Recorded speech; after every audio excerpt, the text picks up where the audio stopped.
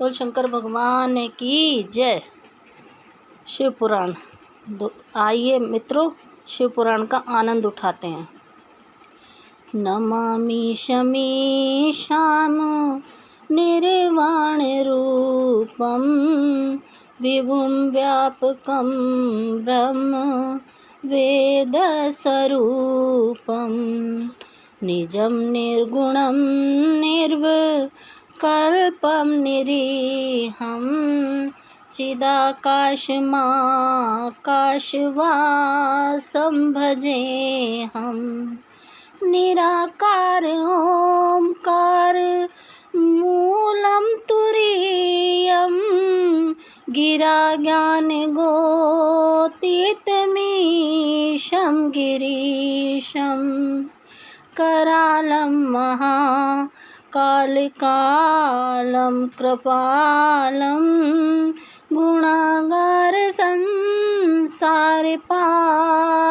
नतोऽहं तुषारादृशं काशगौरं गम्भीरं मनोभूतकोटिप्रभाश्रीशरीरं स्फुरन्नल्लोलिकल्लोनिचारुगङ्गा लसद्भालेन्दुकण्ठे भुजङ्गा चलत्कुण्डलं भूसुनेत्रं विशालं प्रसन्नाननं नीलकण्ठं दयालं मृगाधीशचं मम्बराममुण्डमालं प्रियं शङ्करं सर्वनाथं भजामि प्रचण्डं प्रगष्टं प्रगल्लं परेशम् अखण्डम् अञ्जभानुकोटिप्रकाशं त्र्यं शूलनिर्मूलनं शूलपाणिं भजेऽहं भवानीपतितभावगम्यं कलातीत कल्याणी कल्पान्तकारी सदा सच्चिदानन्ददाता पुरारी चिदानन्द संदोह मोहे पहारी प्रसीदे प्रसीदे प्रभो मन्मथारी न यावद उमा नाथ पादारविन्दं भजन्ति है लोके परिव नारायणं न तावत् सुखं शान्तिसन्तापनाशं प्रसीदे प्रभु सर्वभूतादिवासं न जानामि योगं जपं नैव पूजां न तोऽहं सदा सर्वदा सर्वतोभ्यं जराजन्म दुःख्यो घटातप्यमानं प्रभोपायापं नमामि शम्भो प्रभुपायापं नमामि शम्भो। रुद्राक्ष कमिदं प्रोक्तं विप्रणे हर्तोष्वे ते पठन्ति नरा भक्त्या तेषां शंभु प्रसीदति। बोल शंकर भगवान की जय। शिव पुराण 8वां अध्याय। युद्ध का आरंभ। ब्रह्मा जी बोले, नारद, जब देवी पार्वती और भगवान शिव ने कुमार कार्तिकेय को युद्ध का नेतृत्व करने की आज्ञा प्रदान की तो सभी देवता बहुत प्रसन्न हुए और एकत्र होकर उस पर्वत की ओर चल दिए। सिंहनाद करते हुए वे आगे बढ़ने लगे। उस समय कार्तिकेय सेना का नेतृत्व करते हुए सबसे आगे चल रहे थे। सब देवता मन में यही सोच रहे थे कि अब उन्हें तारकासुर नाम की मुसीबत से छुटकारा मिल जाएगा। तब तारकासुर को इस बात का पता चला कि देवताओं ने युद्ध की पूरी तैयारी कर ली है, तो तारकासुर ने भी तुरंत युद्ध की घोषणा कर दी।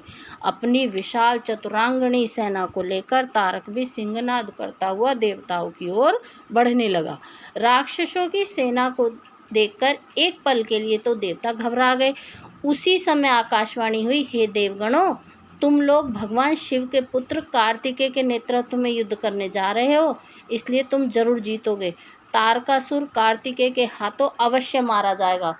उस आकाशवाणी को सुनकर सभी देवताओं का उत्साह बढ़ गया और उनका डर दूर हो गया। उस समय दुदुम्बी और अनेक प्रकार के बाजों की ध्वनि आकाश में गूंजने लगी। तब देवता और राक्षस युद्ध करने के लिए पृथ्वी और सागर के संगम पर पहुंचे। दोनों पक्षों में बड़ा भयानक युद्ध छिड़ गया। युद्ध की भयंकर गर्जना से पृथ्वी भी डोलने लगी। देवताओं की सेना का नेतृत्व शिवपुत्र कार्तिकेय कर रहे थे और उनके पीछे पीछे देवराज इंद्र सहित देवताओं की विशाल सेना थी। कार्तिकेय उस समय इंद्रदेव के ऐरावत हाथी पर विराजमान थे। तब उन्होंने उस हाथी को छोड़ दिया और रत्नों से जुड़े सुंदर यान पर बैठ गए। उस सुंदर विमान पर प्रचेता ने सुंदर छत्र रखा।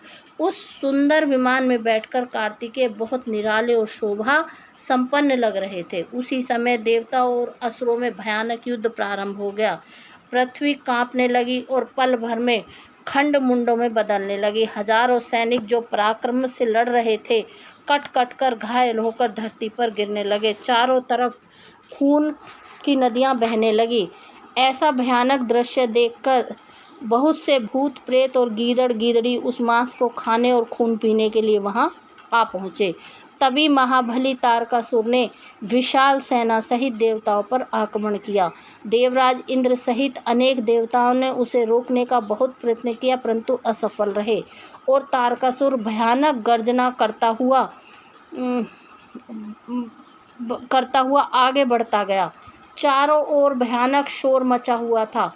आक्रमण करते समय सैनिक बड़े जोर जोर से अपने मुंह से आवाज़ निकालते हुए आगे बढ़ रहे थे। देवताओं और राक्षसों का युद्ध बड़ा विभीत रूप ले चुका था। वहाँ भारी कोलाहल मचा हुआ था। तत्पश्चात देवताओं और असुर राज तारक के राक्षसगण आपस में द्वंद्व युद्ध करने लगे। एक दूसरे को मार मार कर वे अपने को बहुत बलशाली समझ रहे थे। वे पूरे बल के साथ एक दूसरे पर प्रहार करते। कोई किसी के हाथ को तोड़ देता तो कोई पैर। दोनों सेनाएं अपने को पराक्रमी समझ रही थी। 8वां अध्याय समाप्त। 9वां अध्याय तारकासुर की वीरता। ब्रह्मा जी बोले, नारद, इस प्रकार देवताओं और दानवों में बड़ा विनाशकारी युद्ध होने लगा। तारकासुर ने अपनी विशेष शक्ति चलाकर देवराज इंद्र को घायल कर दिया। इसी प्रकार दानवों की सेना के वीर और बलवान राक्षसों ने देवताओं की सेना को बहुत नुकसान पहुंचाया। उन्होंने कई लोकपालों को युद्ध में हरा दिया और देवगणों को मार मार कर भगाने लगे। असुर सैनिकों को देवताओं पर हावी होते देखकर असुर खुशी में झूम उठे और भयंकर गर्जना करने लगे। तब देवताओं की ओर से लड़ रहे वीरभद्र क्रोधित होकर तारकासुर के निकट पहुंचे। असुरों ने वीरभद्र को चारों ओर से घेर लिया। उन्होंने परस्पर पाश, खड्ग, फरसा और पट्टिश आदि आयुधों का प्रयोग किया। देवता और असुर आपस में गुत्थम गुत्था होकर लड़ने लगे। तभी देवताओं की ओर से वीरभद्र तारकासुर से लड़ने लगे। वीरभद्र ने पूरी शक्ति से तारकासुर पर आक्रमण किया और उसको त्रिशूल के प्रहार से घायल कर दिया। घायल होकर भी तारक जमीन पर गिर पड़ा, परंतु अगले ही पल वह स्वयं को संभाल लिया और पुनः खड़े होकर वीरभद्र से युद्ध करने लगा। महाकोतुकी तारक ने भीषण मार से वीरभद्र को घायल करके वहां से भगा दिया। तत्पश्चात उन्होंने वहां युद्ध कर रहे देवताओं को अपने क्रोध का निशाना बनाया।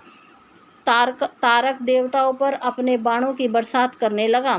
तारकासुर के इस अनायास बाणों की वर्षा से देवता भयभीत हो गए। तब स्वयं श्री हरि विष्णु तारकासुर से लड़ने के लिए आगे आए। श्री हरि ने गदा से तारकासुर पर ज्यों ही प्रहार किया, उसने विषिक्त बाण मारकर उसके 2 टुकड़े कर दिए। तब क्रोधित होकर विष्णु जी ने शारंग धनुष उठाया और तारक को मारने के लिए बढ़े। तभी तारक ने प्रहार करके उन्हें गिरा दिया तो विष्णु जी ने गुस्से से सुदर्शन चक्र चला दिया।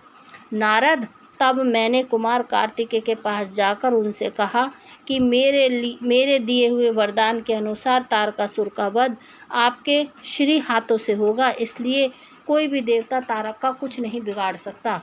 यह सुनकर कार्तिकेय रथ से नीचे उतर गए और पैदल ही तारक को मारने के लिए दौड़े। उनके हाथ में उनकी शक्ति थी जो लपटों के समान चमकती हुई उल्का की तरह लग रही थी। 6 मुख वाले कुमार कार्तिकेय को देखकर तारकासुर बोला, देवताओं, क्या यही बालक है तुम्हारा वीर पराक्रमी कुमार जो शत्रुओं को पल में विनाश कर देता है? यह कहकर तारकासुर जोर से अट्टहास करने लगा और बोला कि इस बालक के साथ तुम सभी को मार दूंगा।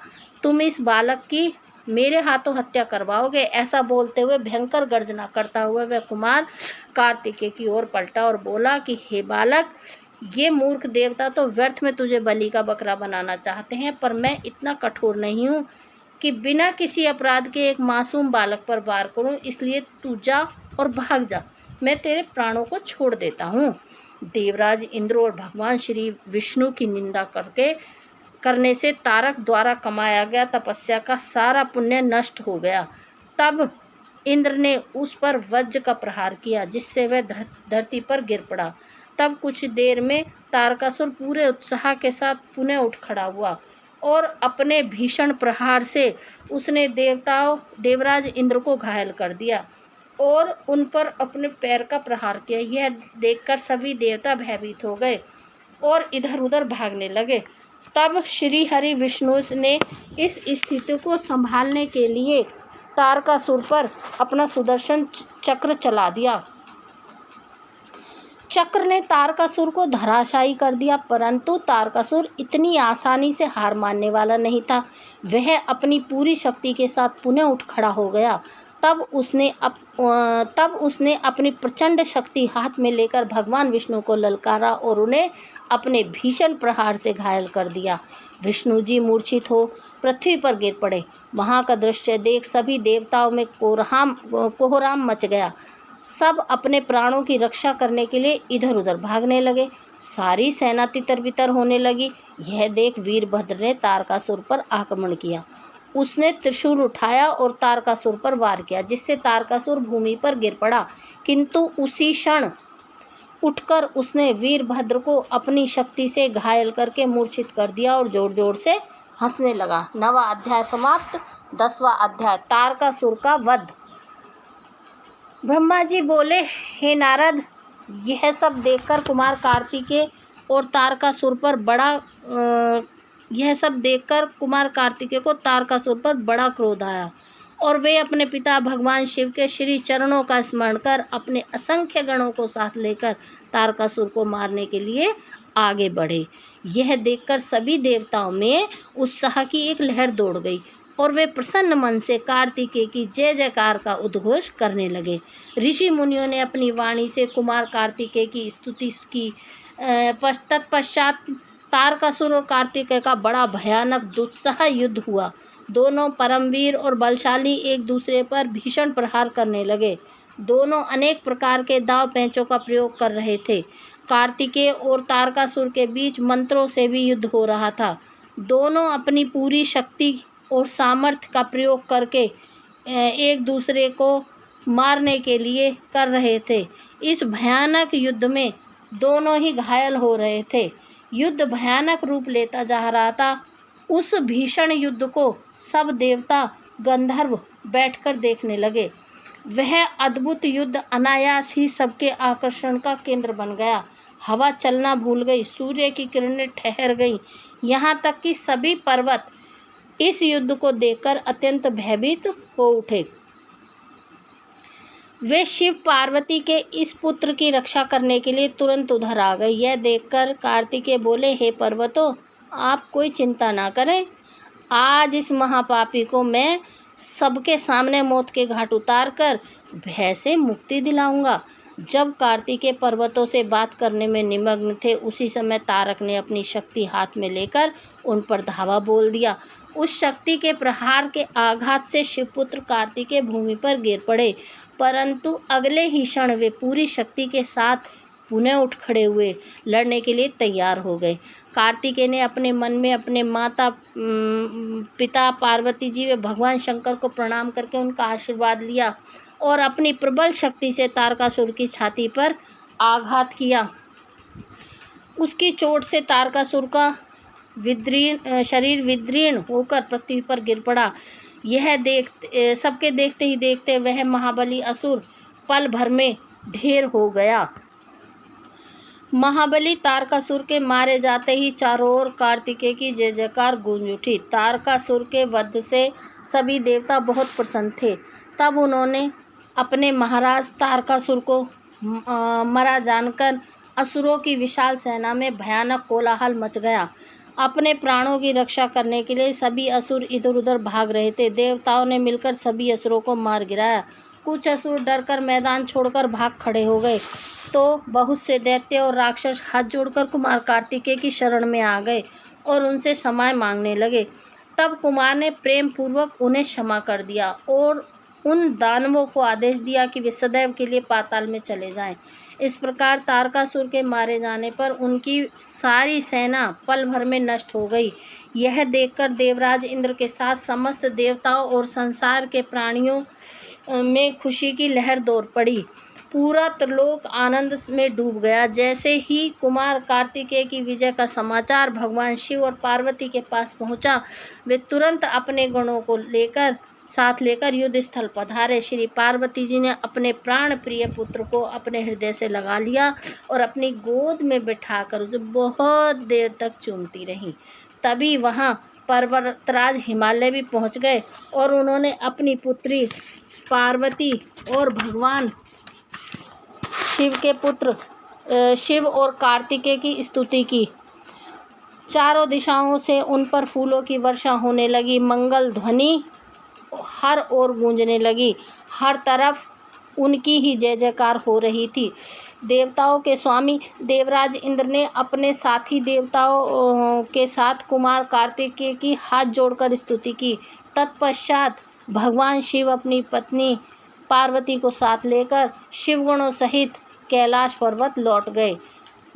10वां अध्याय समाप्त। 11वां अध्याय बाणासुर और दैत्य प्रलंब का वध। ब्रह्मा जी बोले, नारद, जब तारकासुर कुमार कार्तिकेय के द्वारा मारा गया, तब वह देखकर सभी देवताओं, ऋषि मुनियों सहित जन साधारण में प्रसन्नता की लहर दौड़ गई। सभी खुश थे। सभी देवताओं ने मिलकर भक्ति भाव से कार्तिकेय की स्तुति की। तभी क्रौंच नामक एक पर्वत दुखी होकर कार्तिकेय के पास आया। वह क्रौंच बाणासुर नामक दैत्य द्वारा सताया गया था। वह कुमार के सामने अपने हाथ जोड़कर खड़ा हो गया और भक्ति भाव से स्वामी कार्तिकेय की स्तुति करने लगा। तत्पश्चात बोला, हे प्रभु, बाणासुर मुझे बहुत कष्ट दे रहा है, आप उससे मेरी रक्षा कीजिए। तब कार्तिकेय ने पर्वतराज क्रौंच की स्तुति से प्रसन्न होकर क्रौंच को सांत्वना दी। तब पर्वतराज क्रौंच शांत हो गए और कुमार कार्तिकेय ने उन्हें उनके अनेकों दुखों और कष्टों से छुटकारा दिलाना हेतु भगवान शिव का स्मरण करके वहीं से अपनी अद्भुत शक्ति का परिचय देते हुए एक अनोखी शक्ति छोड़ी। इस शक्ति का प्रयोग कुमार कार्तिकेय ने उस दुष्ट राक्षस बाणासुर पर किया था। तब वह शक्ति दैत्यराज बाणासुर को भस्म करके शीघ्र ही कार्तिकेय के पास वापस लौट आई। वह शक्ति जब उनके पास वापस पहुंच गई, तब वे क्रौंच से बोले, हे पर्वतराज क्रौंच, अब आपको बाणासुर नामक दैत्य से डरने की कोई आवश्यकता नहीं है। मैंने बाणासुर को मारकर तुम्हारी इस परेशानी को सदा सदा के लिए हल कर दिया। अतः अब तुम अपने भय को छोड़कर हमेशा के लिए निर्भय हो जाओ। अब तुम प्रसन्नतापूर्वक अपने घर की ओर प्रस्थान करो। बाणासुर के भय से मुक्ति का समाचार पाकर पर्वतराज क्रौंच बहुत प्रसन्न हुए और उन्होंने भक्ति भाव से कार्तिकेय की स्तुति की। तत्पश्चात वह उनसे विदा लेकर अपने गृह स्थान की ओर चल दिए। वहां पहुंचकर क्रोंच ने अपने स्वामी कार्तिकेय की प्रसन्नता के लिए भगवान शिव के 3 शिवलिंगों की स्थापना की। प्रतिज्ञेश्वर, कपालेश्वर और कुमारेश्वर नामक ये 3 शिवलिंग विश्वविख्यात हैं और लोगों की आस्था और भक्ति का जीता जागता उदाहरण है। ये शिवलिंग सिद्धिदायक हैं और 16 महान ज्योतिर्लिंगों में सम्मिलित हैं। पर्वतराज क्रोंच ने अपने स्थान पर वापस लौट जाने के उपरांत देवताओं के गुरु बृहस्पति ने कुमार कार्तिकेय से कहा कि कुमार, देवताओं द्वारा आपको शिव पार्वती की आज्ञा से यहाँ महाबली तारकासुर का वध करने के लिए लाया गया था। इस अभिष्ट कार्य की पूर्ति हो चुकी है, अतः अब आपको कैलाश पर्वत लौट जाना चाहिए। गुरु बृहस्पति की बात अभी पूरी भी नहीं हुई थी कि तभी प्रलंबासुर नामक दैत्य ने बहुत उपद्रव मचाना शुरू किया, लोगों को कष्ट देना आरंभ कर दिया। तब शेष जी के पुत्र कुमुद दुखी अवस्था में कुमार कार्तिकेय के पास आए और वहां आकर कुमुद ने कार्तिकेय की स्तुति की और कहा, हे प्रभु, मैं आपकी शरण में आया हूँ और हे गिरजापुत्र, मुझे प्रलंबासुर की प्रताड़ना से मुक्ति दिलाइए। कुमार कार्तिकेय ने प्रसन्नतापूर्वक कुमुद को प्रलंबासुर द्वारा दिए गए कष्टों से मुक्ति दिलाने हेतु अपनी शक्ति द्वारा उसका भी संहार कर दिया। तब प्रलंबासुर को अपने साथियों सहित मरा जानकर उसके शेष पुत्र कुमुद ने कार्तिकेय की बहुत स्तुति की और अपने निवास स्थान पाताल को चला गया। 11वां अध्याय समाप्त। 12वां अध्याय कार्तिकेय का कैलाश गमन। ब्रह्मा जी बोले, हे नारद, इस प्रकार जब कार्तिकेय द्वारा दैत्यराज बाणासुर और प्रलंबासुर को भस्म कर दिया गया, तब सभी देवताओं ने सहर्ष कुमार कार्तिकेय का स्तवन किया। देवता बोले, हे देव, हम राक्षस राज तारक का वध करने वाले आपको नमस्कार करते हैं। हे शंकर नंदन, हे गिरजापुत्र, आपके बाणासुर और प्रलंबासुर नामक राक्षसों को मारकर इस त्रिलोक के संकटों को दूर किया है। आपकी भक्ति पवित्र है तथा आपका स्वरूप विघ्नों का नाश कर अभय प्रदान करने वाला है। हम सब स्वच्छ मन से आपकी स्तुति करते हैं। आप हमारी इस स्तुति को स्वीकार करें कुमार। हम आशा करते हैं कि आप इसी प्रकार सदैव हमारे कष्टों और संकटों को दूर करने में हमारी सहायता करेंगे। देवता द्वारा की गई इस अनन्य स्तुति को सुनकर कुमार कार्तिकेय का हृदय प्रसन्नता से खिल उठा। उन्होंने सभी देवताओं को सहर्ष उत्तम वरदान प्रदान किए तथा भविष्य में सदैव सहायता करने का उन्हें वचन दिया। पर्वतों द्वारा की गई स्तुति से प्रसन्न होकर कुमार कार्तिकेय बोले, हे भूधरो, आप सदा से उत्तम और श्रेष्ठ हैं। आज से आप सभी साधु संतों और तपस्या में लीन रहने वाले साधकों द्वारा पूजनीय होंगे। पर्वतों में मेरे नाना श्रेष्ठ हिमालय इन ज्ञानियों और तपस्वियों के लिए फलदातक सिद्ध होंगे। श्री हरि विष्णु बोले, हे कुमार का महाबली तारक का वध करके आपने इस चराचर जगत को सुखी कर दिया है। अब आप अपना पुत्र होने का कर्तव्य भी निभाइए। अब आपको अपने माता पिता भगवान शिव और पार्वती की प्रसन्नता के लिए उनके पास कैलाश पर्वत जाना चाहिए। तत्पश्चात कुमार सभी देवताओं के साथ दिव्य विमान में बैठकर अपने माता पिता के पास कैलाश पर्वत की ओर चल दिए। वे सब आनंद ध्वनि को करते हुए भगवान शिव के पास पहुँचे। विष्णु जी सहित सभी देवताओं ने त्रिलोकीनाथ भगवान शिव को प्रणाम करके उनकी स्तुति की। कुमार कार्तिकेय ने भी अपने माता पिता को सेवा भाव से प्रणाम किया। भगवान शिव ने प्रसन्नता से अपने पुत्र का मुख चूम लिया और बहुत स्नेह किया। देवी पार्वती ने कुमार को अपनी गोद में बिठाकर खूब चूमा। यह देखकर सभी देवता आनंद में मग्न होकर शिव, पार्वती और कार्तिकेय की जय जयकार करने लगे। तत्पश्चात सभी देवताओं सहित श्री हरि विष्णु और मैंने देवादिदेव भगवान शिव जी से जाने की आज्ञा मांगी और अपने अपने लोक को चले गए। तब भगवान शिव अपनी प्राण प्रिया देवी पार्वती और पुत्र कार्तिकेय के साथ आनंद पूर्वक कैलाश पर निवास करने लगे। 12वां अध्याय समाप्त। 13वां अध्याय पार्वती द्वारा गणेश की उत्पत्ति। सूत जी कहते हैं, कुमार कार्तिकेय के उत्तम चरित्र को सुनकर नारद जी बहुत प्रसन्न हुए। प्रसन्नता पूर्वक देवताओं से ब्रह्मा जी से बोले, हे विधाता, आप ज्ञान के अथाह सागर हैं और करुणा निधान भगवान शिव के विषय में सब कुछ जानते हैं। आपने शिवपुत्र स्वामी कार्तिकेय और अमृतमय चरित्र को सुनाकर मुझ पर बड़ी कृपा की है। भगवान, अब मैं विघ्न विनाशक श्री गणेश के विषय में जानना चाहता हूँ। उनके दिव्य चरित्र, उनकी उत्पत्ति के विषय में सब कुछ सविस्तार बताकर मुझे कृतार्थ कीजिए। मुनि श्रेष्ठ नारद के ये उत्तम विचार सुनकर ब्रह्मा जी हर्षपूर्वक बोले, नारद, तुम गणेश की उत्पत्ति की कथा सुनना चाहते हो, अतएव तुम्हारी प्रसन्नता के लिए मैं तुम्हें उनके जन्म के विषय में बताता हूँ। एक बार की बात है, देवी पार्वती की 2 सखियाँ जया और विजया, जो सदा से उनके पास रहती थी, उनके पास आई और बोली, हे सखी, यहाँ कैलाश पर्वत पर भगवान शिव के असंख्य गण हैं। वे सदा भगवान शिव की आज्ञा का प्रसन्नता से पालन करते हैं। वे सदा भगवान शिव की आज्ञा को ही सर्वोपरि मानते हैं। इसलिए आपको भी अपने लिए एक विशेष ऐसे गण की रचना करनी चाहिए जिसके लिए आपकी ही आज्ञा सर्वोच्च हो और वह अन्य किसी के सामने ना झुके। अपनी सखियों की बात को यद्यपि पार्वती को एक बार अच्छी लगी, परंतु अगले ही पल वे बोली, भला मुझ में और मेरे पति में क्या भेद है? हम दोनों एक ही हैं और सभी शिवगण मुझ में और सदाशिव में कोई अंतर नहीं समझते। वे हम दोनों की ही आज्ञाओं का सदा पालन करते हैं। पार्वती जी के वचन सुनकर उनकी सखियां आगे कुछ नहीं बोली और वहां से चली गईं। एक दिन की बात है, देवी पार्वती अपने कक्ष में स्नान कर रही थी। वे नंदी को द्वारपाल बनाकर द्वार पर बैठा कर गईं। तभी कक्ष में भगवान शिव का प्रवेश हो गया, क्योंकि नंदी अपने आराध्य शिव को अंदर आने से रोक ना पाए। देवी पार्वती को उस समय बड़ी लज्जा महसूस हुई।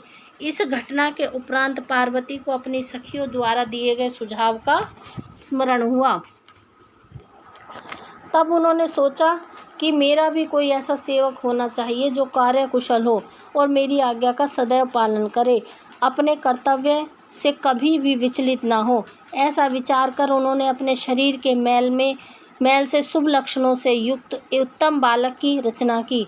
वह बालक शोभा संपन्न, महाबली, महापराक्रमी और सुंदर था।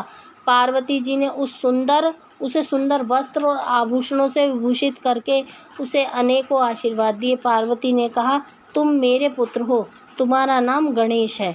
पार्वती जी के वचन सुनकर तेजस्वी बालक गणेश बोला, हे माता, हे जननी, आज से आपने मुझे इस जगत में उत्पन्न किया है। आज से मैं आपका पुत्र हूँ और मैं आपको बारंबार प्रणाम करता हूँ। मेरे लिए अब क्या कार्य है बताइए, मैं उसे अवश्य पूरा करूँगा। देवी पार्वती बोली, हे पुत्र गणेश, आज से तुम मेरे द्वारपाल बन जाओ। मेरी यह आज्ञा है कि मेरे महल में कोई मेरी अनुमति के बिना प्रविष्ट ना हो। कोई कितना भी हट क्यों ना करे, तुम उसे अंदर नहीं आने देना। यह कहकर पार्वती ने एक छड़ी गणेश के हाथ में पकड़ा दी और प्रेम पूर्वक उनका मुख चूमकर अंदर स्नान करने के लिए चली गईं। गणेश सजगता से हाथ में छड़ी लेकर महल के द्वार पर पहरा देने लगे। उसी समय भगवान शिव देवी पार्वती से मिलने की इच्छा लेकर महल में आ गए। जब वे द्वार पर पहुँचे तो गणेश ने उनसे कहा, हे देव, मेरी माता इस समय स्नान कर रही हैं, अतः आप यहाँ से चले जाएं और बाद में आएं। यह कहकर उन्होंने भगवान शिव के सामने छड़ी अड़ा दी। चूँकि गणेश ने भगवान शिव को पहले कभी नहीं देखा था, इसलिए वे उन्हें पहचान नहीं सके। यह देखकर भगवान शिव को क्रोध आ गया और वो बोले, ओ मूर्ख, तू मुझको अंदर जाने से रोक रहा है। तू नहीं जानता कि मैं कौन हूँ? मैं शिव हूँ, मैं ही पार्वती का पति हूँ और मैं अपने ही घर में जा रहा हूँ। यह कहकर जैसे ही भगवान शिव आगे बढ़े, गणेश जी ने उन पर छड़ी से प्रहार कर दिया। यह देखते ही भगवान शिव को क्रोध आ गया और उन्होंने अपने गणेश को वहाँ से हटाने की आज्ञा दी और स्वयं बाहर जाकर खड़े हो गए। 13वां अध्याय समाप्त। 14वां अध्याय, शिव गणों का गणेश से विवाद।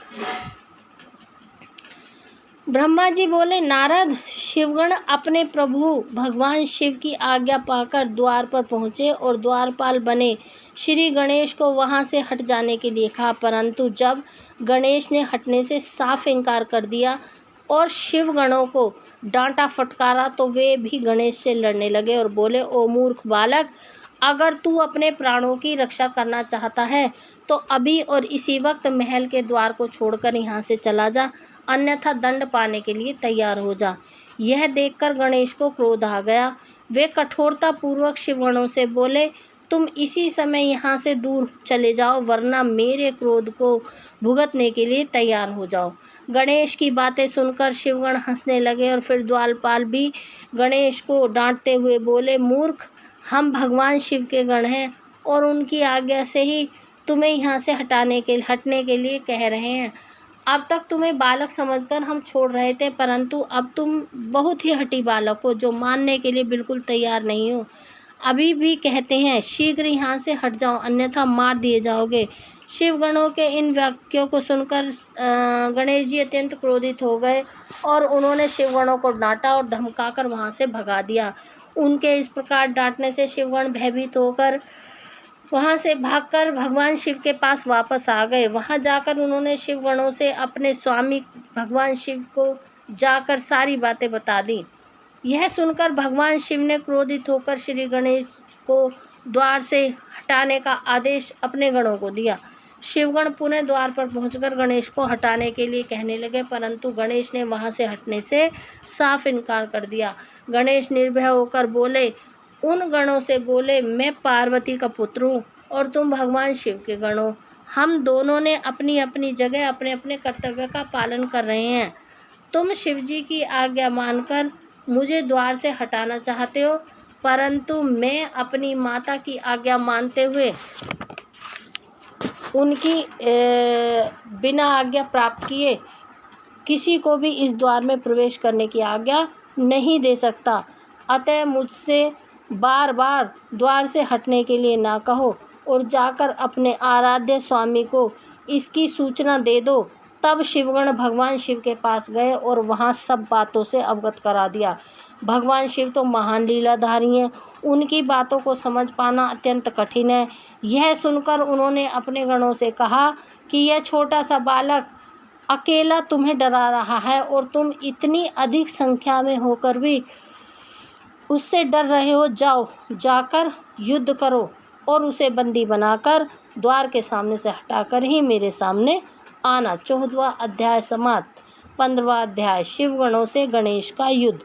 ब्रह्मा जी बोले, नारद, जब भगवान शिव ने इस प्रकार अपने गणों को आज्ञा दी और वे द्वार पर खड़े उस गण को किसी भी प्रकार हटा दें, तब शिवगण निर्भय होकर पुनः महल के बाहर द्वार पर आकर खड़े हुए। उन्हें देखकर गणेश जी हंसने लगे और बोले कि तुम फिर से आ गए। मैंने तुम्हें अभी समझाया था कि मैं यहाँ से हटने वाला नहीं हूँ। मेरी माता पार्वती ने मुझे इसलिए उत्पन्न किया है ताकि मैं उनकी हर आज्ञा का पालन कर सकूं और उनकी आज्ञा ही सर्वश्रेष्ठ है। उनकी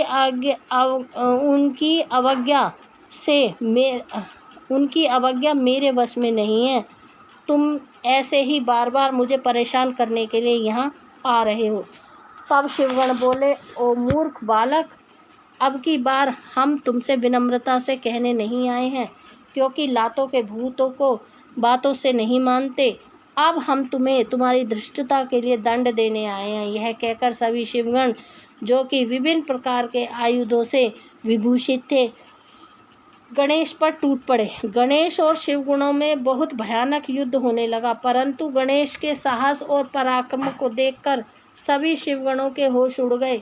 शिवजी का कोई भी गण गणेश को परास्त नहीं कर सका।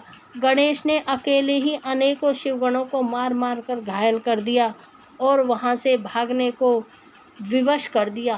तत्पश्चात पुनः महल के द्वार पर डटकर खड़े हो गए।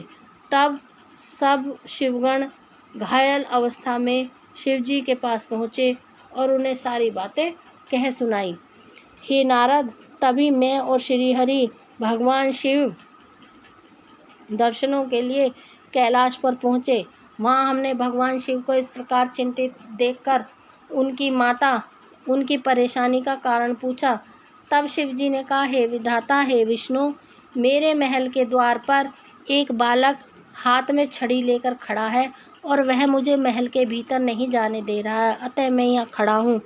उसने मेरे गणों को भी मार पीट कर वहाँ से भगा दिया है। ब्रह्मा जी, आप जाकर उस बालक को समझाएं। तब मैं भगवान शिव की आज्ञा से गणेश को समझाने के लिए गया। मुझे वहाँ आया देखकर गणेश जी का क्रोध और बढ़ गया। वे मुझे मारने के लिए दौड़े। उन्होंने मेरी दाढ़ें मूछें नोच ली और मेरे साथ गए गणों को प्रताड़ित करने लगे। यह देख मैं वहाँ से लौट गया।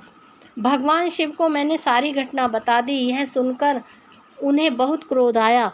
तब शिव जी ने इंद्र सहित सभी देवताओं, भूतों, प्रेतों और गणेश जी को द्वार से हटाने के लिए भेजा, परंतु यह सब व्यर्थ हो गया।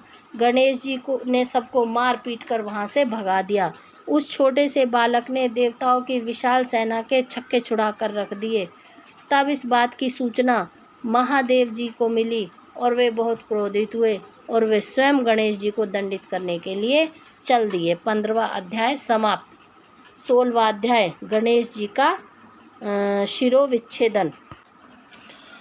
ब्रह्मा जी बोले, हे मुनि श्रेष्ठ नारद, इस प्रकार जब सभी शिवगण, देवता और भूत प्रेत उस बालक द्वारा परास्त हो गए तो स्वयं भगवान शिव उस बालक को दंड देने के लिए चल दिए। महागणेश ने अपनी माता के चरणों का स्मरण करके भगवान शिव को युद्ध करना आरंभ किया। एक छोटे से बालक को इस प्रकार निर्भयता पूर्वक युद्ध करते देखकर भगवान शिव आश्चर्यचकित रह गए। इतना वीर, पराक्रमी और साहसी बालक देखकर शिव जी को एक पल अच्छा लगा, परंतु अगले ही पल उन्हें उस बालक की धृष्टता का स्मरण हो आया। उस बालक ने अपने प्रिय भक्तों और गणों सहित देवराज इंद्र व मुझे भी प्रताड़ित किया था। भगवान शिव क्रोध के वशीभूत होकर गणेश से युद्ध करने लगे। उन्होंने अपने हाथों में धनुष उठा लिया। भगवान शिव को इस प्रकार अपने निकट आते देखकर गणेश ने अपनी माता पार्वती का स्मरण करके भगवान शिव पर अपनी शक्ति से प्रहार कर दिया। गणेश के प्रहार से शिव जी के हाथ का धनुष टूटकर गिर गया। तब उन्होंने पिनाक उठा लिया, परंतु गणेश ने उसे भी गिरा दिया। यह देखकर शिव जी का क्रोध 7वें आसमान पर पहुंच गया। उन्होंने त्रिशूल उठा लिया।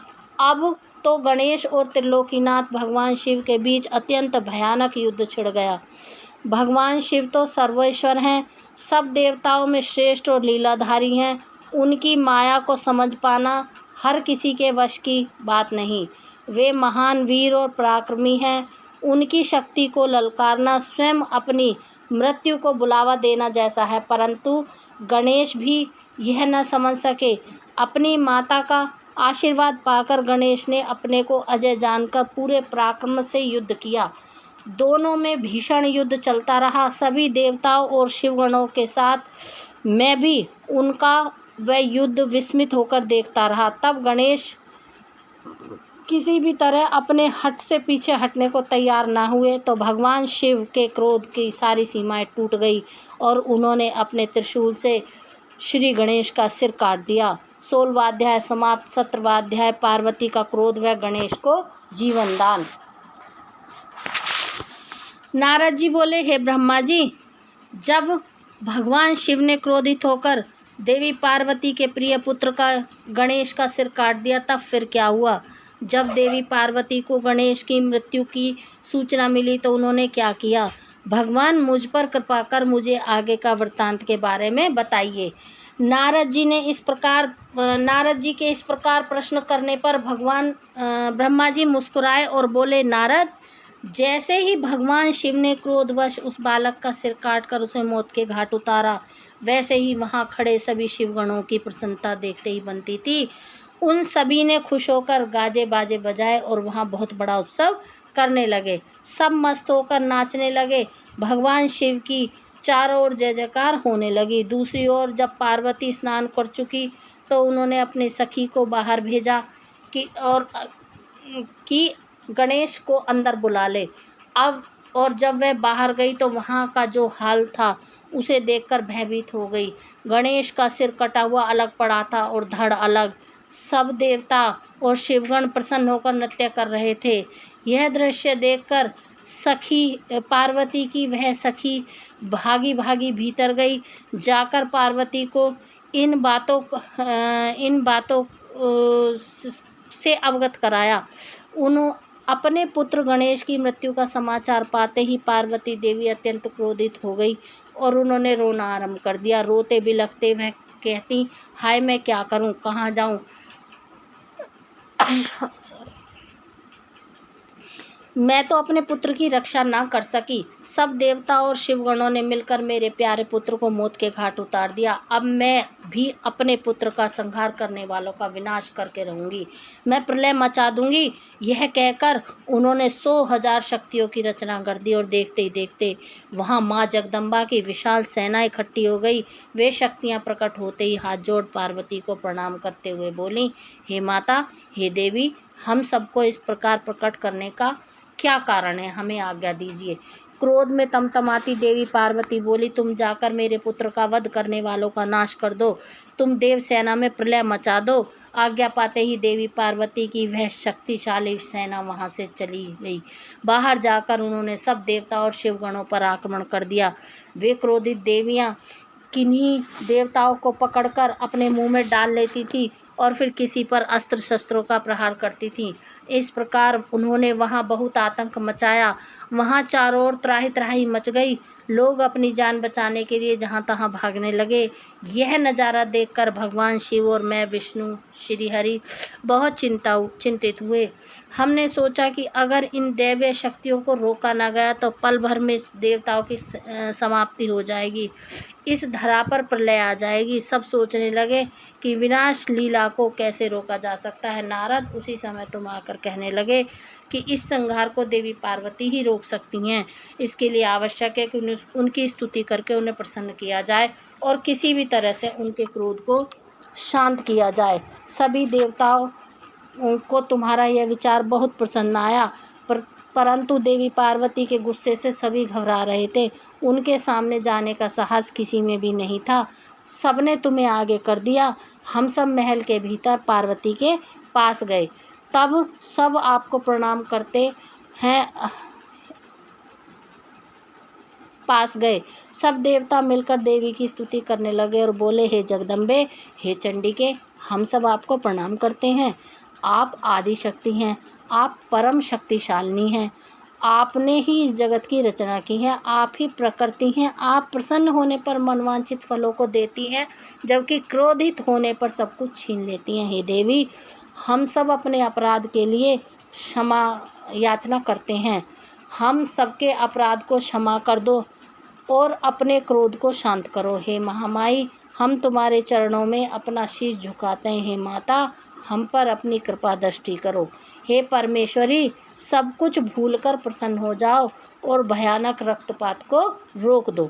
इस प्रकार देवताओं की स्तुति को सुनकर देवी चुप रहीं। कुछ समय सोचकर बोली, हे देवताओं,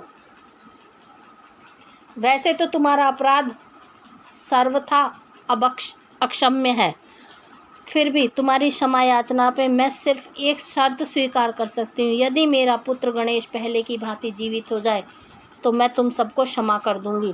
यह सुनकर सब देवता चुप हो गए, क्योंकि यह कार्य असंभव था।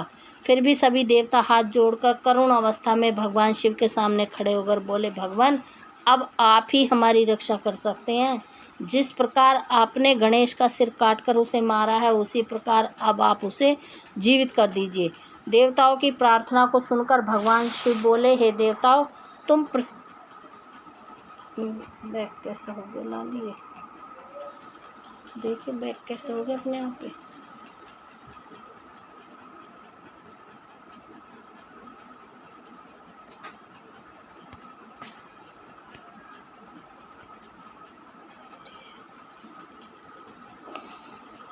तुम परेशान मत हो, मैं यही कार्य करूँगा जिससे तुम्हारा मंगल हो।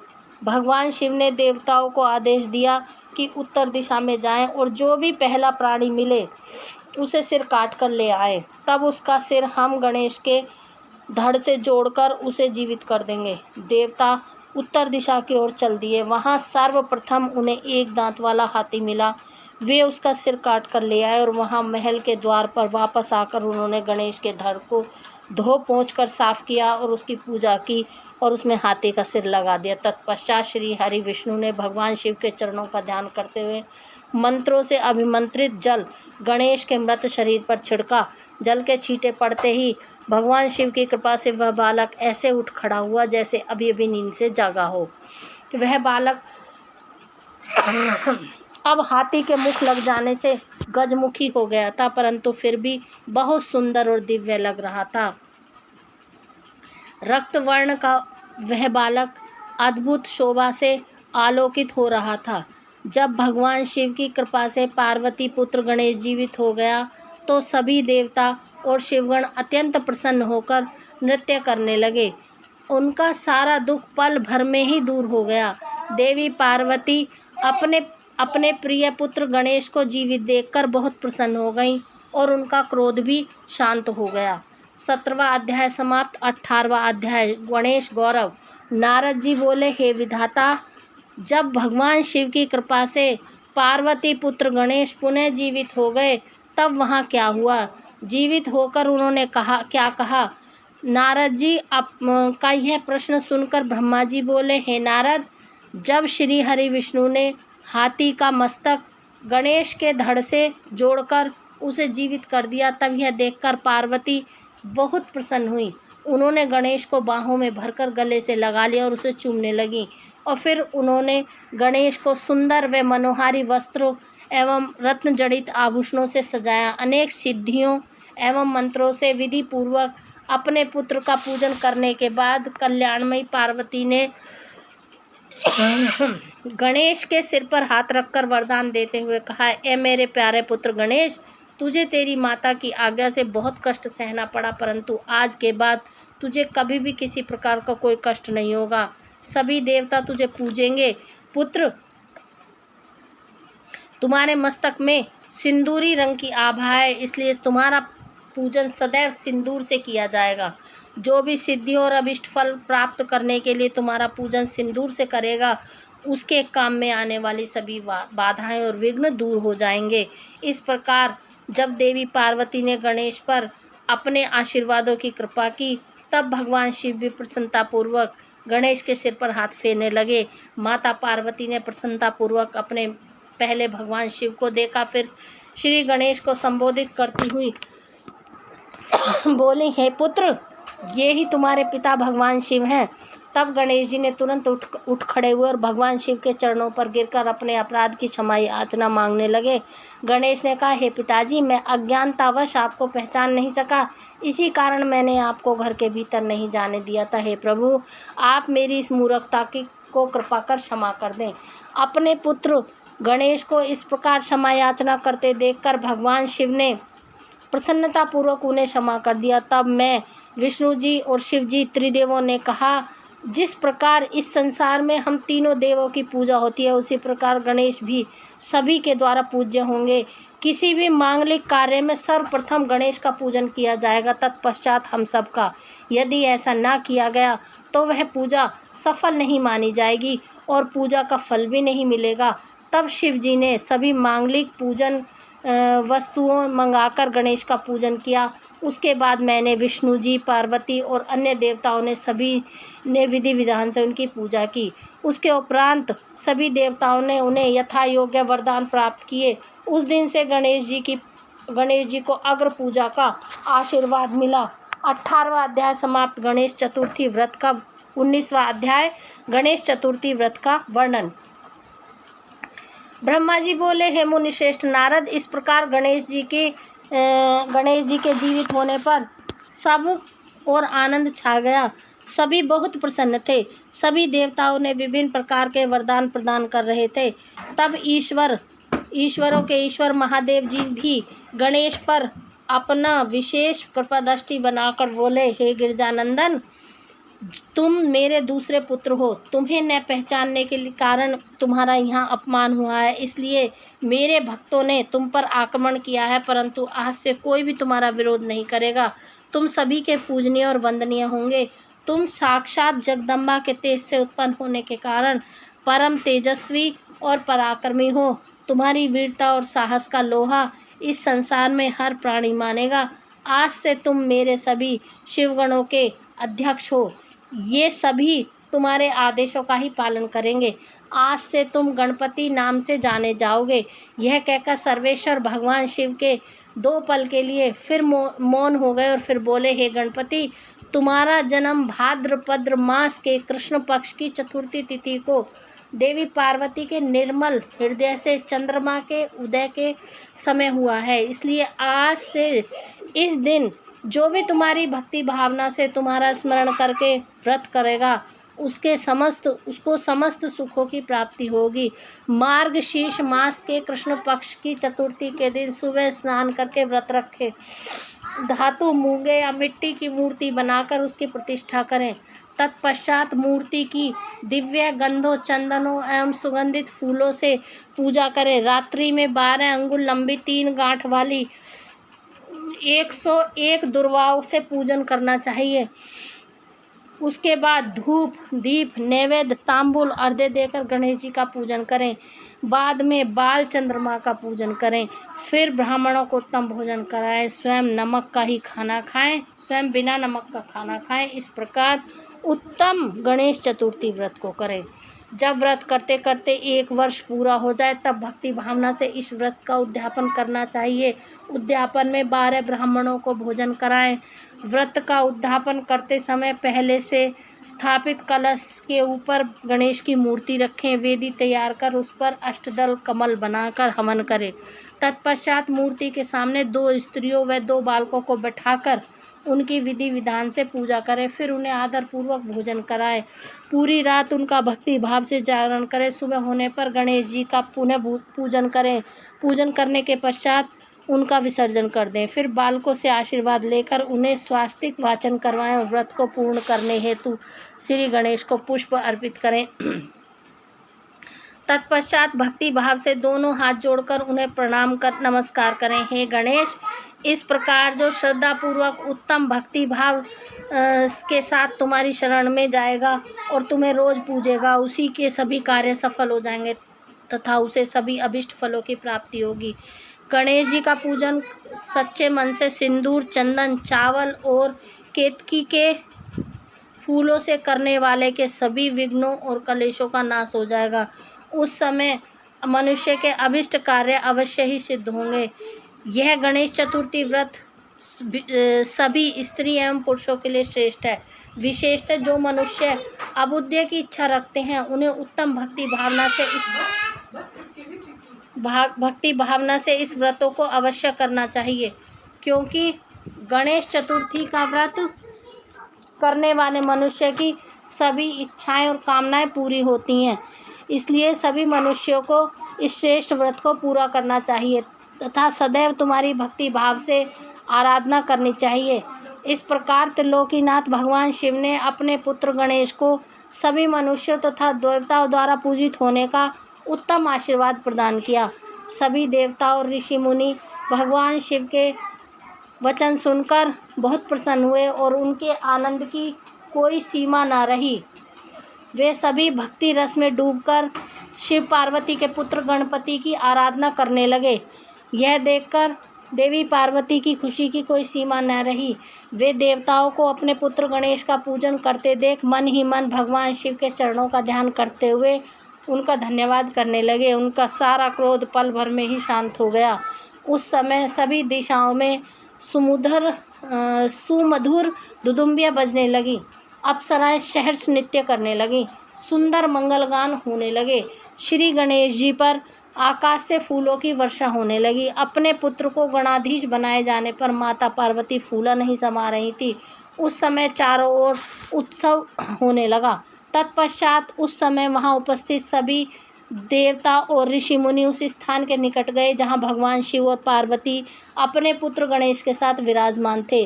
देवताओं और ऋषियों ने भक्ति भावना से उन्हें नमस्कार किया और उनकी स्तुति करने लगे। फिर शिव जी से विदा लेकर सब अपने अपने धामों को चले गए।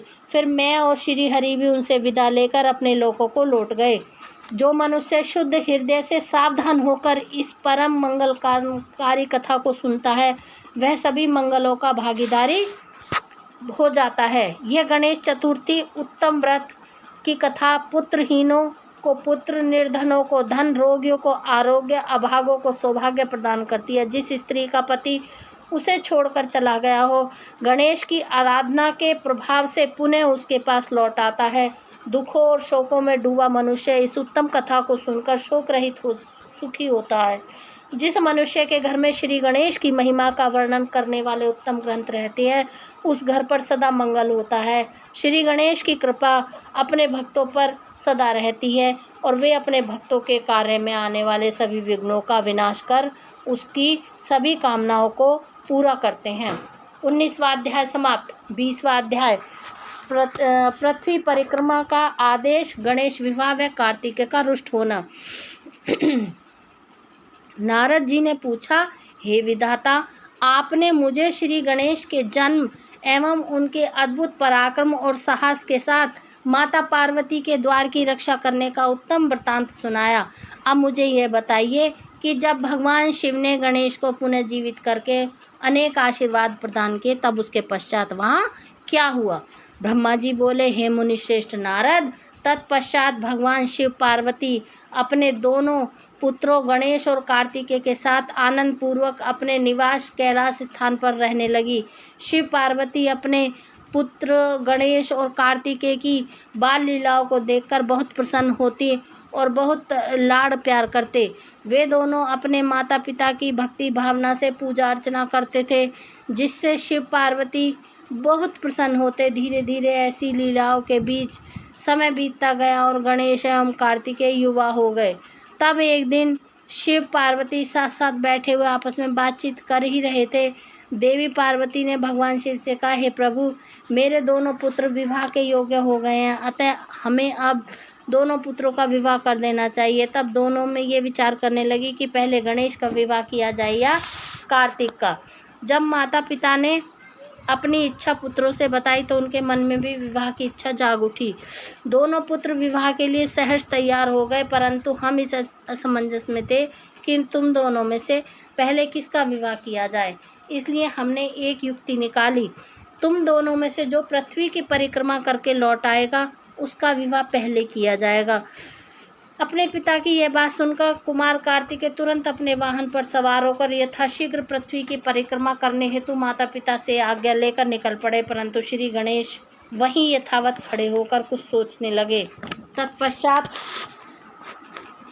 उन्होंने घर के अंदर जाकर स्नान किया और पुनः माता पिता के पास गए और बोले, आप दोनों मेरे द्वारा लगाए गए इन आसनों को ग्रहण कीजिए, मैं शीघ्र ही आपकी परिक्रमा करना चाहता हूँ। तब भगवान शिव और देवी पार्वती ने हर्षपूर्वक आसन ग्रहण कर लिया। भगवान शिव और पार्वती के आसन पर बैठ जाने के पश्चात गणेश ने उन्हें हाथ जोड़कर बारंबार प्रणाम किया और उनकी विधि विधान से पूजा करने लगे। पूजा अर्चना की। पूजा करने के बाद उन्हें भक्ति भाव से उनकी 7 बार परिक्रमा की।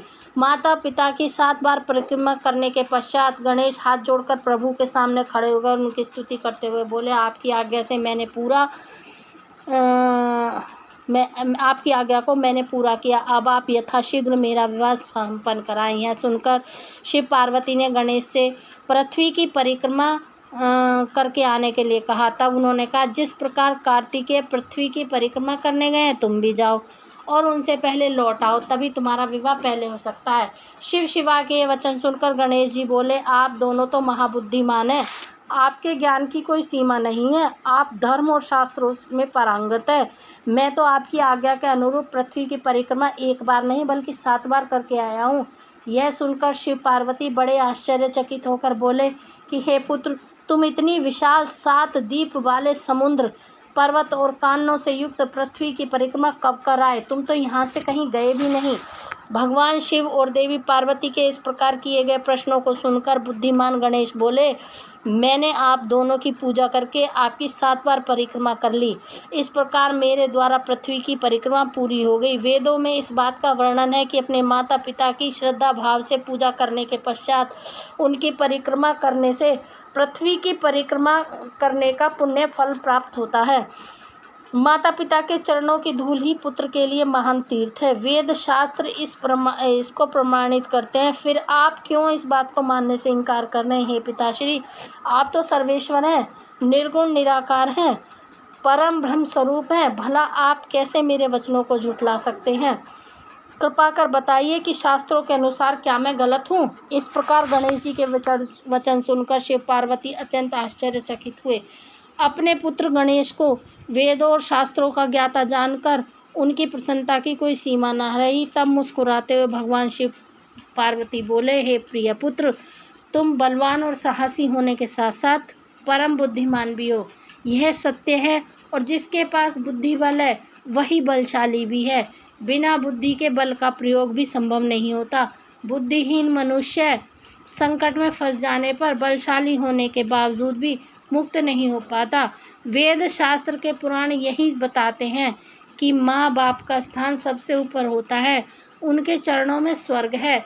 अपने माता पिता की आज्ञा का पालन करना ही पुत्र का एकमात्र धर्म है। उनकी परिक्रमा पृथ्वी की परिक्रमा से भी बढ़कर है। अतः तुम्हारी बात सर्वथा सत्य है। तुमने कार्तिकेय से पहले ही पृथ्वी की परिक्रमा पूर्ण कर ली, अतः हमें तुम्हारा विवाह करने सबसे पहले और शीघ्र करना है। जब भगवान शिव और पार्वती ने गणेश के बात का समर्थन कर उसे स्वीकार कर लिया, तब गिरजानंदन प्रसन्न हो गए और अपने माता पिता को प्रणाम करके वहाँ से चले गए। महादेव जी ने अपनी प्रिया पार्वती जी के साथ बैठकर इस चिंता में डूब गए कि हमें विवाह के लिए वधू की खोज कहाँ करें। जब वे इस प्रकार विचार कर ही रहे थे, तब प्रजापति विश्वरूप कैलाश पर्वत पर पधारे और उन्होंने भक्ति भाव से शिव शिवा को नमस्कार कर स्तुति की। जब महादेव जी ने उनसे कैलाश आगमन का कारण जानना चाहा, तो प्रसन्न हृदय से विश्वरूप ने कहा कि हे भगवान, मैं आपके पास अपनी 2 पुत्रियां सिद्धि और बुद्धि के विवाह का प्रस्ताव लेकर आया हूँ। प्रभु, सिद्धि और बुद्धि सुंदर और सर्वगुण संपन्न है, मैं उनका विवाह आपके पुत्र से करना चाहता हूँ। प्रजापति विश्वरूप के वचन सुनकर भगवान शिव और देवी पार्वती बहुत हर्षित हुए और उन्होंने उनके विवाह का प्रस्ताव स्वीकार कर लिया। भगवान शिव ने अपने प्रिय पुत्र गणेश का शुभ विवाह सिद्धि बुद्धि के साथ आनंद पूर्वक संपन्न कराया। इस प्रकार शुभ अवसर पर सब देवता हर्षपूर्वक सम्मिलित हुए। उन्होंने गणेश को सपत्नीक ढेरों आशीर्वाद और शुभाशीष प्रदान किए और अपने अपने स्थान लौट गए। तत्पश्चात श्री गणेश अपनी पत्नियों के साथ आनंद पूर्वक व्यवहार करने लगे। काफ़ी समय व्यतीत होने जाने के पश्चात उनके 2 पुत्र उत्पन्न हुए। सिद्धि से पुत्र का नाम शुभ और बुद्धि से पुत्र का नाम लाभ रखा गया। इस प्रकार श्री गणेश ने अपनी दोनों पत्नी और पुत्रों के साथ आनंद पूर्वक रहने लगे। जब श्री गणेश को सुखपूर्वक अपना जीवन व्यतीत करते हुए काफ़ी समय बीत गया, तब कुमार कार्तिकेय पृथ्वी की परिक्रमा पूरी करके लौट आए। वे घर पहुंचने ही वाले थे कि रास्ते में ही उनकी भेंट नारद तुमसे हो गई। तब तुमने कार्तिकेय से कहा कि वे तुम्हारे माता पिता ने तुमसे सौतेला व्यवहार किया है, तुम्हें पृथ्वी की परिक्रमा करने पर भेजकर तुम्हारे भाई गणेश का 2 सुंदर कन्याओं से विवाह करा दिया। अब तो उनके 2 पुत्र भी हो चुके हैं और वे आनंद पूर्वक अपना जीवन सुख से बिता रहे हैं। यह तुम्हारे माता पिता ने अच्छा नहीं किया। नारद, तुम्हारी ऐसे बातें सुनकर कार्तिकेय क्रोध में भर गए। वे अत्यंत व्याकुल होकर अतिशीघ्र घर पहुँचे। क्रोध के कारण उनका मुख लाल हो गया। कैलाश पर्वत पर पहुंचकर उन्होंने अपने माता पिता को हाथ जोड़कर प्रणाम किया। तत्पश्चात उन्होंने अपने माता पिता से इस विषय पर अपनी नाराज़गी प्रकट की। कार्तिकेय ने कहा कि आप दोनों ने अपने पुत्र को धोखे से यहाँ से भगा दिया और फिर अपने प्रिय पुत्र गणेश का चुपचाप विवाह रचा दिया। आप दोनों ने मेरे साथ सौतेले पुत्र जैसा व्यवहार किया। यदि आप गणेश का विवाह पहले करना चाहते थे तो मुझसे एक बार कहते, मैं स्वयं अपने भाई गणेश का विवाह उत्साहपूर्वक आनंद के साथ कराता। परंतु छल कपट का सहारा लेकर आप सिर्फ एक पुत्र से ही प्यार करते हैं। मेरे होने न होने का आपको कोई फर्क नहीं पड़ता।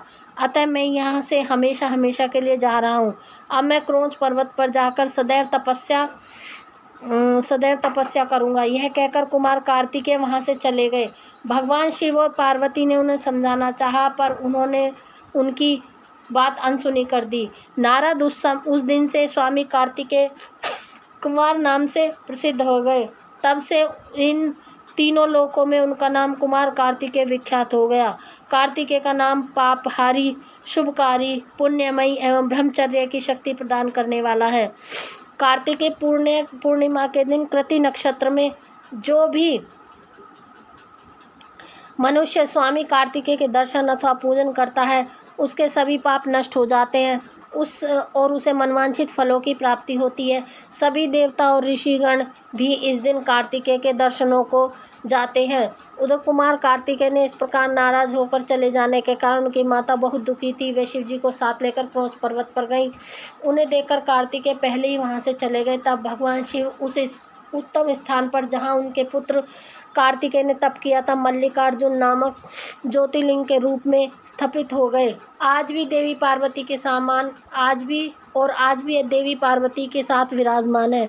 उस दिन से शिव शिवा दोनों अपने पुत्र कार्तिकेय को ढूंढने के लिए अमावस्या और शिव पूर्णिमा के दिन पार्वती जी क्रोच पर्वत पर जाते हैं। नारद, मैंने तुम्हें समस्त पापों का नाश करने वाला श्री गणेश और कार्तिकेय के चरित्र को सुनाया। जो भी मनुष्य भक्ति भाव से इसे पढ़ता, सुनता अथवा सुनाता है, उसके सभी मनोरथ पूर्ण होते हैं।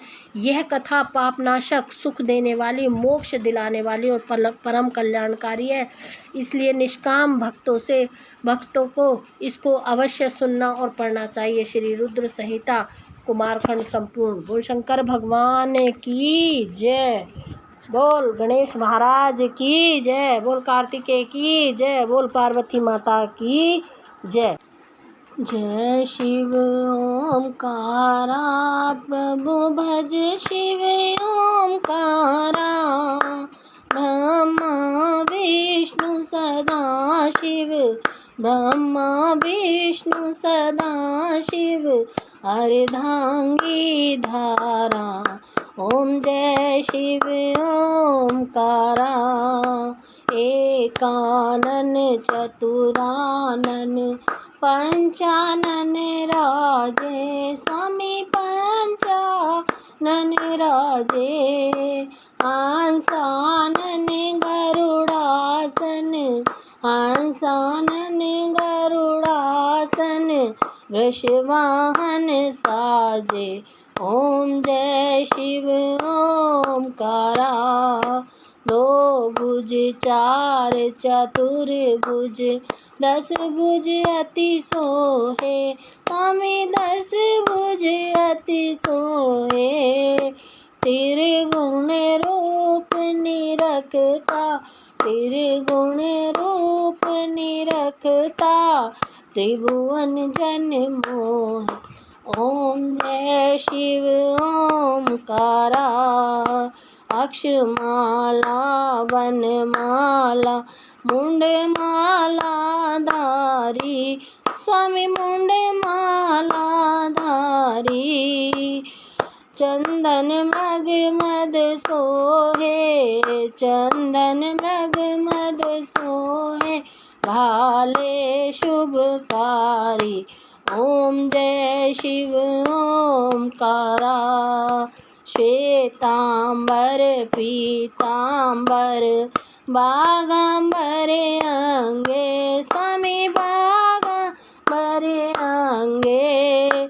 सनकादिक ब्रह्मादिक, सनकादिक ब्रह्मादिक, भूतादिक संगे।